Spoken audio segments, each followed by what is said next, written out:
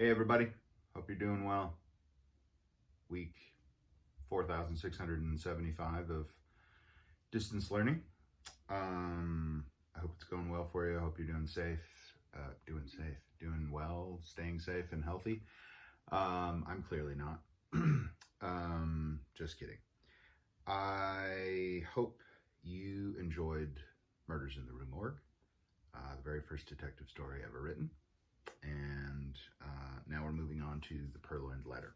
So I just want to give some introductory remarks and talk about the first few pages of the story and sort of explain some of the things that are happening in the story. And hopefully this will help you as you move through. We're going to have a live class session next week to talk about some of the legal and moral things that happen in the story.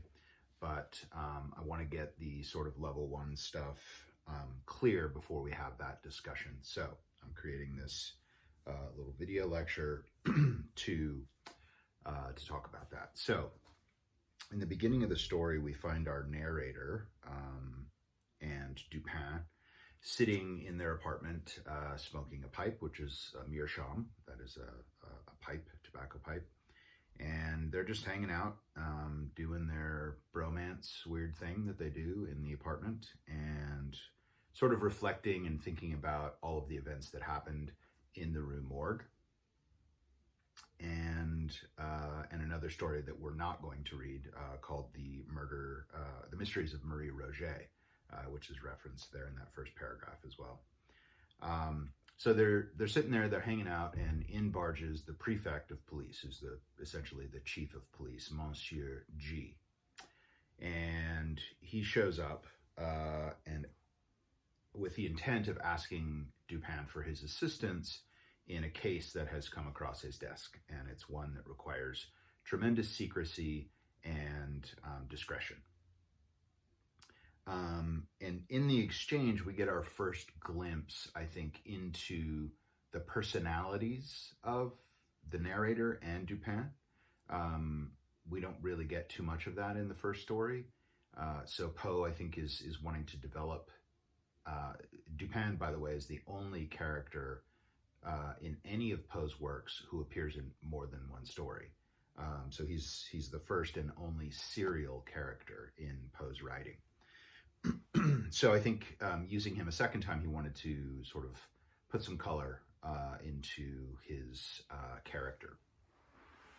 So he says in the second paragraph, we gave him a hearty welcome, him being the prefect of police, for there was nearly half as much in the entertaining as of the contemptible about the man, which is sort of a backhanded compliment, saying he's not nearly as entertaining as he is annoying. And so this is, again, the narrator's sort of sense of humor and sense of sarcasm, which he very much shares with Dupin, as we'll see as we go through these pages.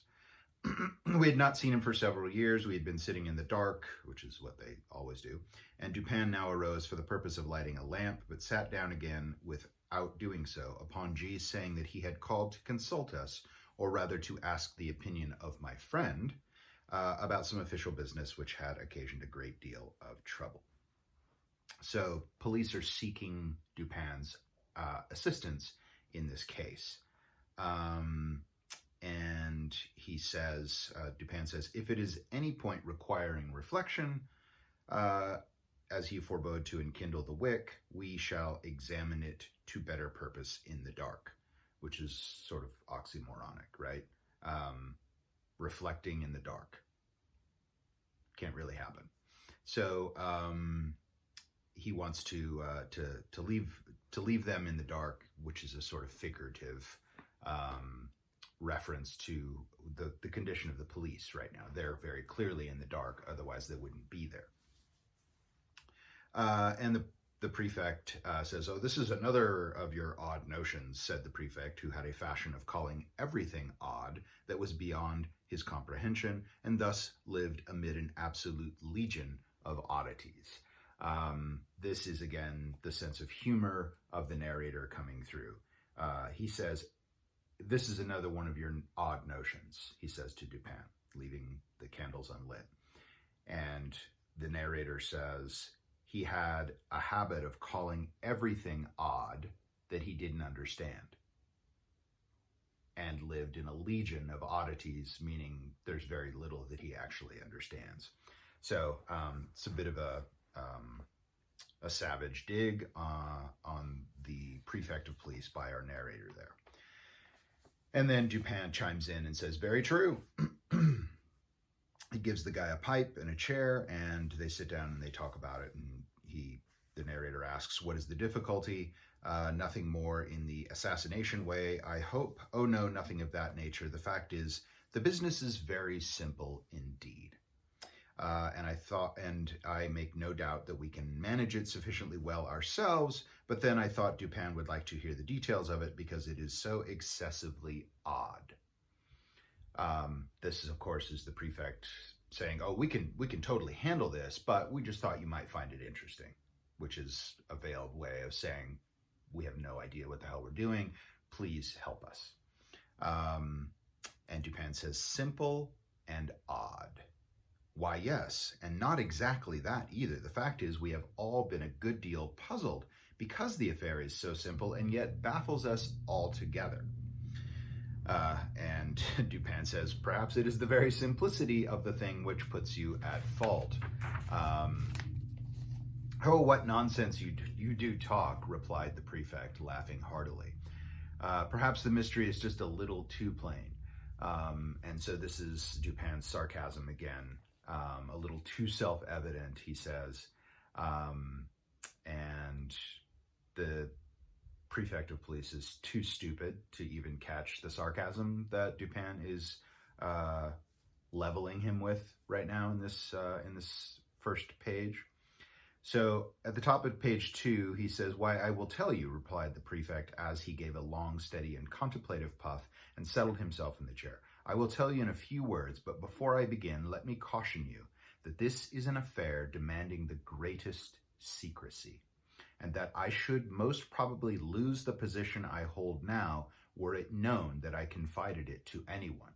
So whomever was involved in this incident is a person of power and could fire the prefect of police if they found out that he was consulting anybody that wasn't a member of the police department, namely Dupin.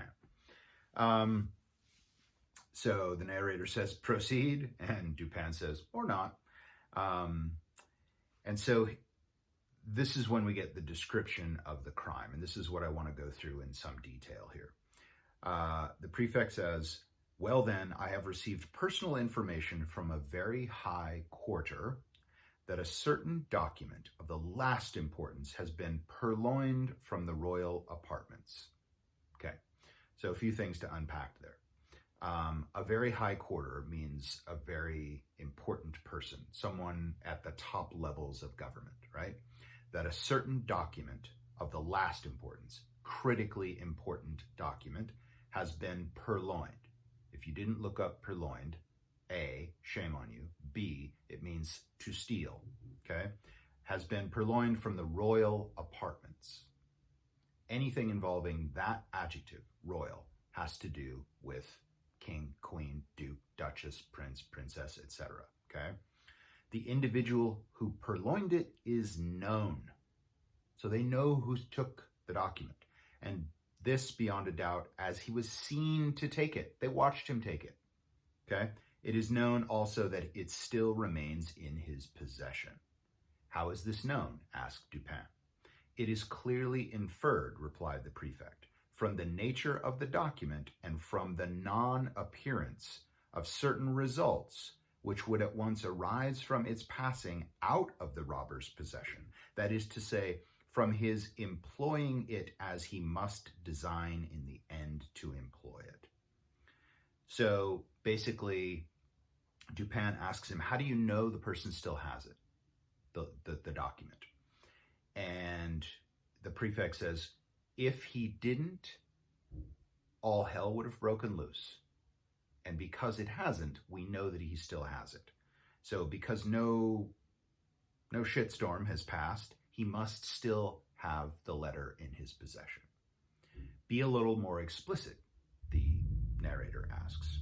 Well, I may venture so far as to say that the paper gives its holder a certain power in a certain quarter where such power is immensely valuable. The prefect was fond of the cant of diplomacy. Still, I do not quite understand, said Dupin. No? Well, the disclosure of the document to a third person, who shall be nameless, would bring in question the honor of a personage of most exalted station, very high level of government, aristocracy, important person, right? And this fact gives the holder of the document, the person who stole it, an ascendancy, power, over the illustrious personage whose honor and peace are so jeopardized. So whomever stole this letter has power over the person from whom he stole it. Okay? So the person from whom he stole it, and for our purposes, we're going to say king and queen. Okay? Those are the royalty. It may not be the king or the queen, but for ease of discussion, that's what I'm going to use. Okay? So, but this ascendancy, the narrator says, would depend on the robber's knowledge of the loser's knowledge of the robber. So, the thief must know that the victim knows that he took it. And this is where the prefect explains what happened. Okay, this is at the bottom of the second page. The thief is the minister D, who is someone in a high rank position, right? Who dares all things, those unbecoming as well as those becoming a man. The method of the theft, the way that he took it, was not less ingenious than bold, right? It was a ballsy move. The document in question, a letter, to be frank, had been received by the personage robbed, the queen, while alone in the royal boudoir. The royal boudoir is a private dressing room of the queen, princess, whomever, right? But for our purposes, we're going to say queen. Anybody who has access to that room, the minister, anybody who has access to that room has power, right? Has an official and important capacity. You don't get to go into the royal boudoir unless you're a person of some importance, okay? So during its perusal, the queen is reading the letter. During its perusal, she was suddenly interrupted by the entrance of the other exalted personage, from whom especially it was her wish to conceal it. She's sitting there reading the letter, the queen, and in walks the king, her husband. She doesn't want him to see this letter, okay? So, after a hurried and vain endeavor to thrust it in a drawer, she was forced to place it, open as it was, upon a table. She didn't want to look suspicious. King walks in. She's reading this letter, which compromises her in some way, in his eyes, right? And so she tries to really quickly stuff it in a drawer. He's in already. She can't do that, so she just casually lays it on the table, okay? The address of the letter was uppermost, was facing upward, and the contents thus unexposed, right? So the letter was facing down, but the address was facing up. So the king didn't even notice it. The letter escaped notice. At this juncture enters the minister, okay? His lynx eye immediately perceives the paper, recognizes the handwriting of the address, observes the confusion of the personage addressed, the queen. She's flustered, right? The minister sees what's going on. He looks down at the letter. He looks up at the queen, and he puts it all together. Fathoms her secret. The minister knows that she doesn't want the king to see that letter. He looks at everything around him, almost like a poker player reading the opponents, right? This is the bipart soul we were talking about. Dupin has the qualities that the minister seems to have here in this scene, right? So after some business transactions hurried through in his ordinary manner, the minister, produces a letter somewhat similar to the one in question, opens it, pretends to read it, and then places it in close juxtaposition to the other. So the minister sees the queen, sees the letter, sees the king, reads everything that's happening, pulls out a letter of his own, pretends to read it, and then sets it down on the table right next to the letter that the queen wants to hide. And he converses for some 15 minutes upon the public affairs. At length, in taking leave, as he's about to leave, he takes also from the table the letter to which he had no claim. He takes her letter and leaves his by mistake. Its rightful owner saw, the queen, sees this, but of course dared not call attention to the fact in the presence of the third person who stood at her elbow. She can't say anything. The minister steals the letter right in front of her face, and she can't do anything about it because her husband is standing right there. And if she says, "Oh, you just took my letter by mistake," then the king might say, "Oh, who's that from? What's it say?" And the minister knows this. She's not going to say a word. So he has the ability to just pick up that letter and say, "Bye," and she can do nothing about it. So the minister decamped, meaning he left, leaving his own letter, one of no importance, upon the table. "Here then," said Dupin to me, "you have precisely what you demand to make the ascendancy complete. The robber's knowledge of the loser's knowledge of the robber," right? The thief's knowledge of the queen's knowledge of the thief. "Yes," replied the prefect, "and the power thus attained has for some months past been wielded for political purposes to a very dangerous extent. The reality here is that the queen is being blackmailed, and there's nothing she can do about it as long as the minister has the letter. She can't say anything about it to the king. She can't go after him, because if the minister knows that she's trying to get the letter from his possession, he'll reveal the contents. And we don't know what the letter contains, but we do know that whatever is in it is very damaging to the queen. So,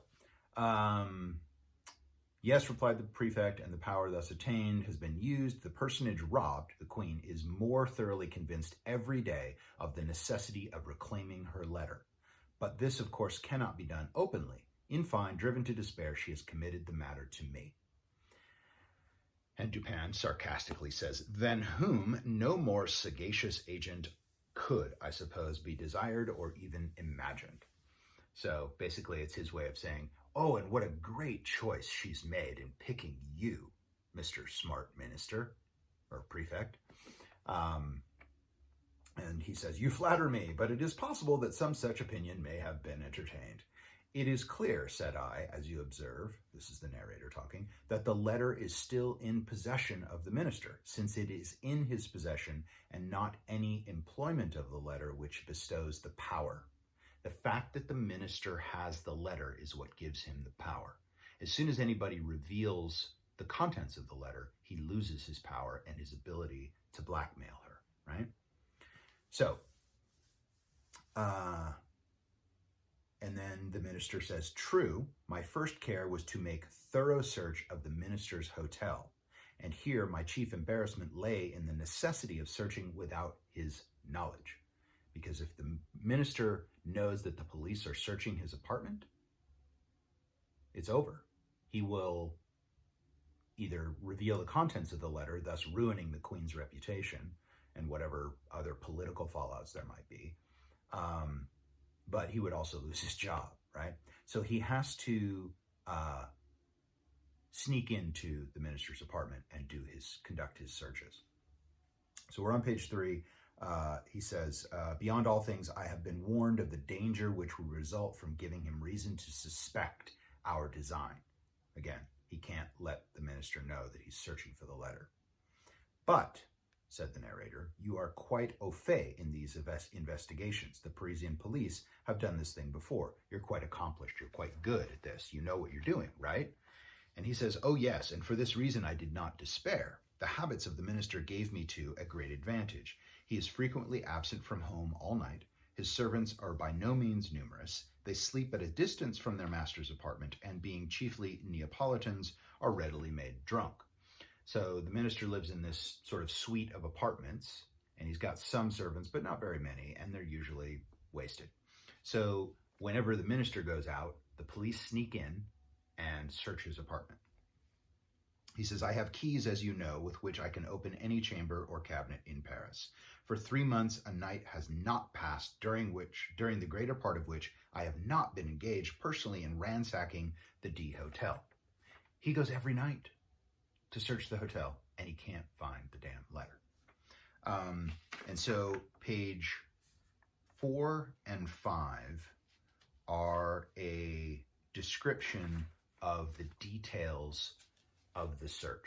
And I want you to look at those. I'm not going to cover those because they're pretty self-explanatory, but I want you to look at how carefully he searches, he being the prefect of police, searches the minister's apartment looking for this letter. He looks everywhere, okay?